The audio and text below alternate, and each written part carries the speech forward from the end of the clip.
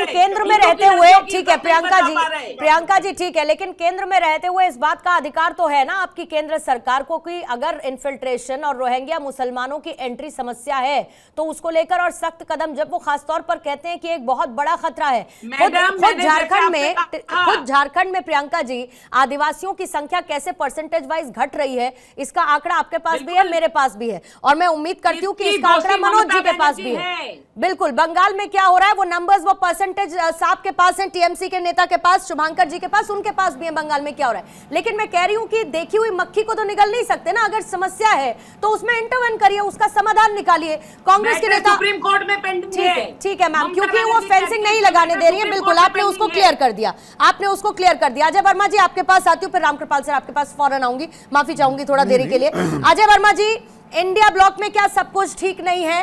क्योंकि अभी अभी शुभांकर भट्टाचार्य ने भी खुद कहा कि कुछ तो नाराजगी है उनकी, पानी का इशू था या जो भी इशू था।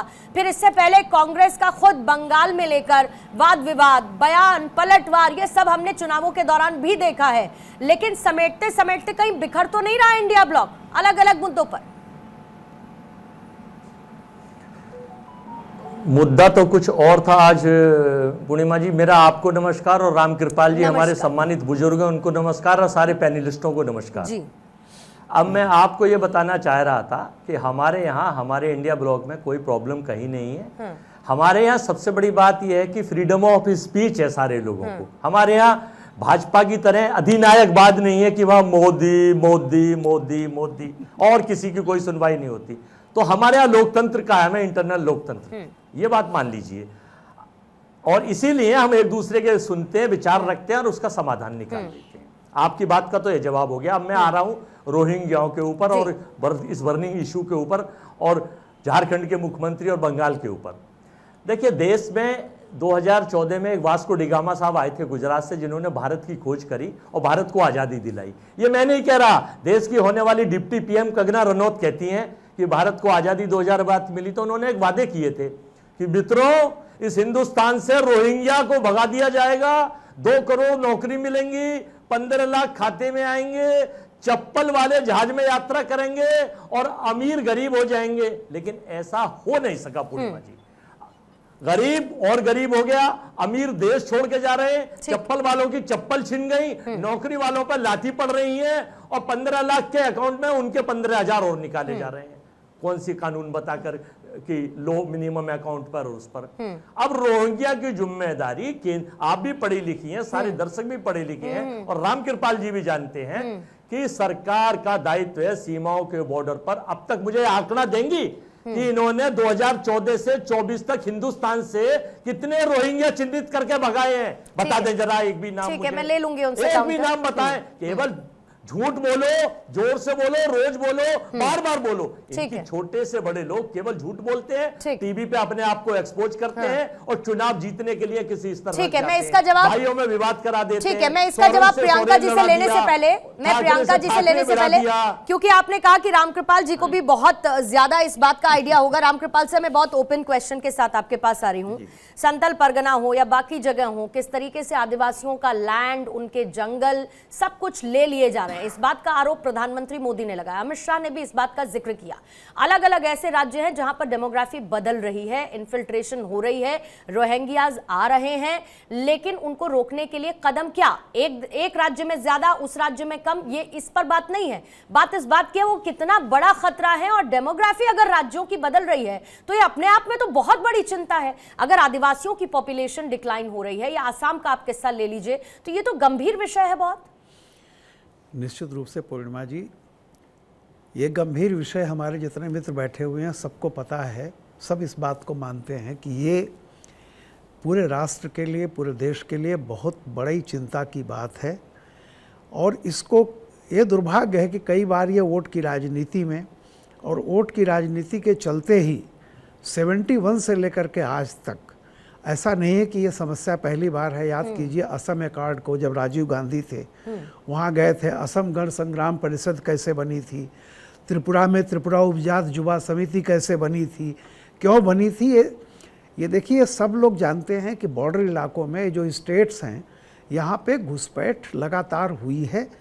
और ये मैं मानता हूँ कि जैसे ओवरऑल जैसे कहते हैं केंद्र की जिम्मेदारी है, अमेरिका में भी केंद्र की जिम्मेदारी होती है, लेकिन वहाँ भी घुसपैठ हो रही है। क्योंकि देखिए बॉर्डर को, पूरे बॉर्डर को सील करना आज की तारीख में किसी भी देश के लिए एक बहुत बड़ा संकट होता है। और जब स्टेट पावर्स जो हैं, जो राज्य सरकारें हैं, अगर वो इस मामले में सहयोग नहीं करती हैं तो बहुत ही मुश्किल है किसी भी केंद्र सरकार के लिए, क्योंकि पूरी की वो आप इतना नहीं देख सकते हैं। और ये सिलसिला बहुत पहले से शुरू हुआ है। और मैं ये केवल एक बात, जैसा अभी आप आंकड़ों में दिखा रही थी, आप सोचिए कि पूरा जैसे जो झारखंड में जिस तरह से 26% पर आ गए हैं वहां के मूल निवासी, 10% सर, मैं वही कह रहा हूं 4 सालों में, मैं वही कह रहा हूं कि अगर आप 1952 से अगर आप देखिएगा, ये मूल निवासी जो वहां के थे आदिवासी, यही सबसे बहुसंख्यक थे वहां पे। लेकिन असम से लेकर त्रिपुरा से लेकर के पहले शुरू में क्या हुआ कि जो लोग बाहर से आए थे वो उनको पहचानना आसान था। बाद में क्या हुआ, आदिवासियों की जमीन के पट्टे इनको दिलवाए गए बाकायदा सरकारों की तरफ से, और इसलिए कि ताकि उनके वोटर बन जाए। आज वो समस्या जब ये शुरू हुआ, असम में पहचान, राजीव गांधी का जो असम में कार्ड था उस पर आज मतलब सुप्रीम कोर्ट की निगरानी में वो सब काम शुरू हुआ था। लेकिन वो इतना मामला पेचीदा हो गया है क्योंकि बाकायदा राज्य सरकारों ने बाहर से आए लोगों को बसाया, और उसमें उस समय की केंद्र की सरकारों ने भी पूरा सहयोग किया क्योंकि वे वोट बैंक होके आ रहे थे। तो सवाल इस बात का है कि हमारे मूल आदिवासी उजड़े, और जिस तरह से आज भी है, ये समस्या किसी एक दल विशेष की, किसी एक राज्य विशेष की नहीं है। इस पर बहुत गंभीरता से बात करनी चाहिए और वोट की राजनीति से उठ करके ये पूरे देश के लिए, वरना आने वाले समय में हिंदुस्तान के लिए सबसे बड़ी ये समस्या हो जाएगी।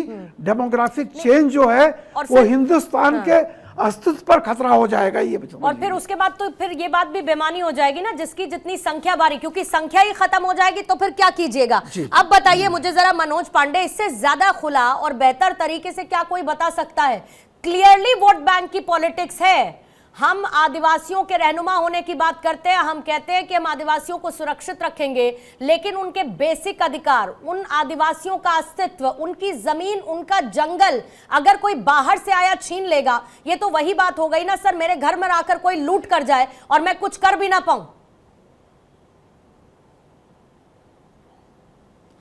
देखिए, इसी बात की लड़ाई तो झारखंड मुक्ति मोर्चा लड़ता है। हाँ। यहाँ के आदिवासी, यहाँ के लोग, आदिवासी मूलवासी, जल जंगल जमीन पर उनका पहला अधिकार है। यहाँ इन्फिल्ट्रेशन हुआ है, घुसपैठ हुआ है, बाहर राज्य से लोग आए हैं और यहाँ के लोगों का अधिकार छीना है। मनोज जी, सारी टोपी आप दूसरे को पहना सकते हैं क्या? शहर की डेमोग्राफी मनोज जी, आप टोपी दूसरे को पहना सकते हैं क्या? मतलब आपकी कोई जिम्मेदारी नहीं है? आपके राज्य में अगर इन्फिल्ट्रेशन हो रहा है या शुभांकर भट्टाचार्य जी के राज्य में अगर घुसपैठिए आ रहे हैं तो इन लोगों की कोई जिम्मेदारी नहीं है, आपकी कोई जिम्मेदारी नहीं है, पल्ला झाड़ लेंगे आप लोग। मेरी पूरी बात सुना नहीं, मैं सुन रही हूँ मनोज जी। दिक्कत क्या है? पहले जवाब में भी आप सीधे केंद्र पर चले गए, दूसरे जवाब में भी आप केंद्र पर चले गए, तो राज्य सरकारें किस लिए हैं ये बताइए ना। राज्य सरकारों की कोई जिम्मेदारी नहीं है क्या? पूर्णिमा जी, आदिवासी और अपोजिशन के लोगों को धमकाइए मत। अच्छा कौन करेगा ये बताइए। अजय जी आती है। बीएसएफ ऑफिसर जो होता है, बीएसएफ जिसकी जिम्मेवारी होती है वो केंद्रीय गृह मंत्रालय के अधीन आता है। बिल्कुल आता है। अंतर्राष्ट्रीय सीमाओं की सुरक्षा की जिम्मेवारी किसकी है? ये आप बता दीजिए। और तो अगर अभी प्रियंका जी ने कहा, अगर प्रियंका जी ने कहा एक्विजिशन की जिम्मेदारी किसकी है ये बता दीजिए। जब सीमाओं पर फेंसिंग करनी होती है तो उस लैंड को केंद्र सरकार की है, केंद्र गृह मंत्रालय की जिम्मेवारी है, गृह मंत्रालय की जिम्मेवारी है, जमीन तो राज्य सरकार की है। अगर कोई भी विदेशी घुसता है तो गृह मंत्रालय की नाकामी है। या हम अपने मन से आकर बना देंगे तो आप कहेंगे कि देखिए भाई, सरकार तो हमारे फेडरल स्ट्रक्चर में विश्वास ही नहीं रखती है। तो ये मुझे बताइए कि एक्विजिशन कौन करके देता है? घुसा कैसे? कोई भी घुसपैठिया घुसा कैसे? जब पश्चिम बंगाल में जिम्मेवारी है। बांग्लादेश से लोग आ रहे थे,